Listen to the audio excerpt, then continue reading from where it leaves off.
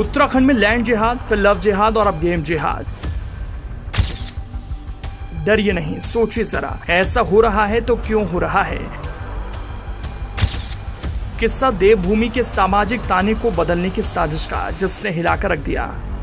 अब तो कहा जा रहा था उत्तराखंड में लैंड जिहाद के जरिए सोशल डेमोग्राफिक बदलने की साजिश हो रही है। सरकार एक्टिव हुई, एक्शन लिया, फिर एक और मामला सामने आया जो देश के लिए तो पुराना था लेकिन उत्तराखंड के लिए बिल्कुल ही नया। इससे लव जिहाद नाम दिया गया।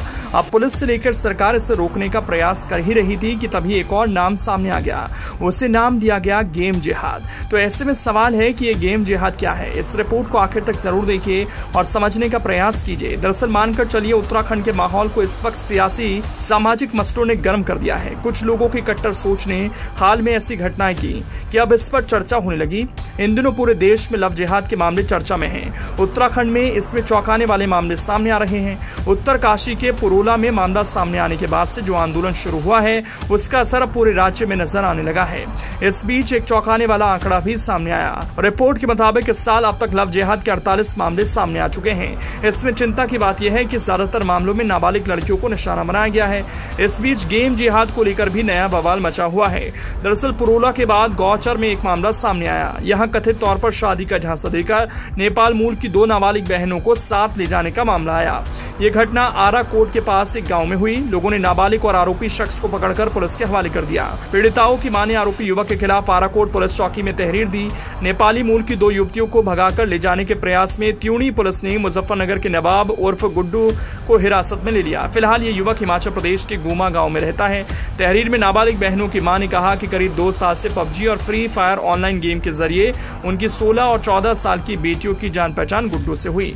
गुड्डू ने खुद को हिंदू बताकर उन्हीं बेटियों को प्रेम जाल में फंसा लिया। मां का आरोप है कि मुंबई में काम दिलवाने और शादी करने का झांसा देकर आज वो दोनों को भगा ले जा रहा था।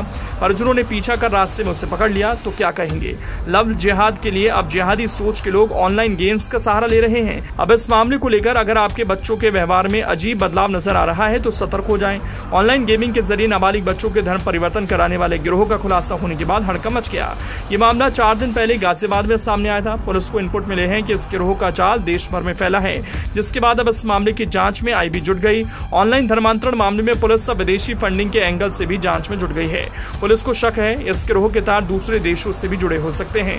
ये गिरोह बड़े स्तर पर पूरे देश में फैल चुका है। पहले बच्चों को ऑनलाइन मल्टीप्लेयर गेम्स के जरिए उनको गेम खिलाया जाता था। लेवल पार न होने पर उनको कुरान की आयतें पढ़ाई जाती थी और कहा जाता था कि अगर वो इन आयतों को पढ़ेंगे तो वो इस गेम के लेवल को पार कर लेंगे।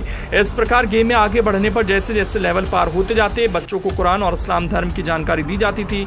इसके बाद मुस्लिम धर्म गुरुओं के वीडियो दिखाए जाते जिससे बच्चों का ब्रेन वॉश किया जाता था। धीरे धीरे बच्चों को पूरी तरह से इस्लाम धर्म की तामील दी जाती, उनको मस्जिद में बुलाकर नमाज भी पढ़वाई जाती।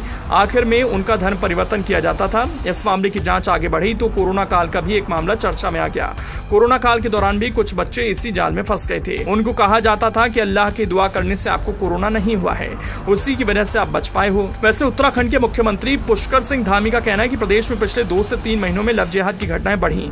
ऐसे में सरकार सख्ती से इन मामलों को रोकने का प्रयास करेगी। गृह और पुलिस विभाग के उच्च अधिकारियों के साथ बैठक करते हुए उन्होंने लव जिहाद की घटनाओं पर राज्य भर में रिपोर्ट मांगी। मजहब छिपाकर शादी के जो मामले सामने आ रहे हैं उन पर सख्ती से जांच होगी। इससे पहले धामी सरकार भूमि पर अतिक्रमण को बेहद गंभीर बता चुकी है। सरकार भूमि पर अतिक्रमण के चलते डेमोग्राफिक बदलाव हो रहे हैं, ऐसा उत्तराखंड सरकार साफ कह रही है। सरकारी भूमि को प्रतीक स्थल के नाम पर कब्जाने का खेल अब बर्दाश्त नहीं किया जाएगा। वैसे देखा जाए तो 1-2 महीने में लव जिहाद के मामले उत्तराखंड में बढ़े हैं, जिसमें अब गेम जिहाद भी शामिल हो गया है।